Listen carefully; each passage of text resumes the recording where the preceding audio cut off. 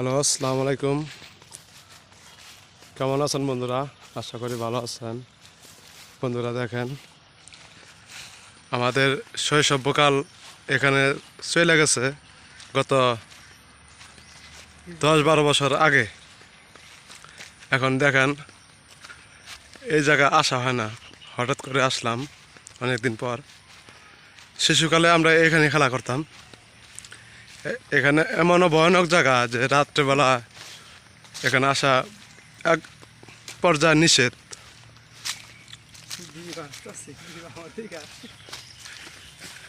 এখানে বটগাছটা এত বড় ছিল, অনেক বড় ছিল। এখনকার ভাঙতে ভাঙতে প্রায় পর্যায়ে শেষ হয়ে গেছে। সেই আদি যুগের বটগাছ, মিনিমাম 200 বছর হয়ে গেছে এই বটগাছটা। এখনকার বটগাছ নাই বলতে চলে। গাছটা এত ভয়ঙ্কর ছিল, এখানে হিন্দু করে একটা পূজা ঘর ছিল। এখন বর্তমানে নাই পূজা ঘরটা।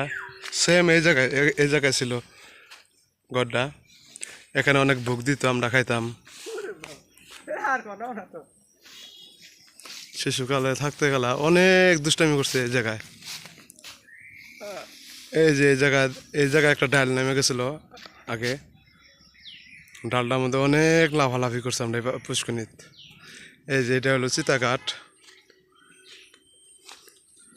এখানে আসলে ওরা মোটামুটি ভালোই লাগতো, এখনও আমার ভালোই লাগে, কিন্তু আসা হয় না। জাস্ট বড় হয়ে গেছে তো, লেগে আসা হয় না।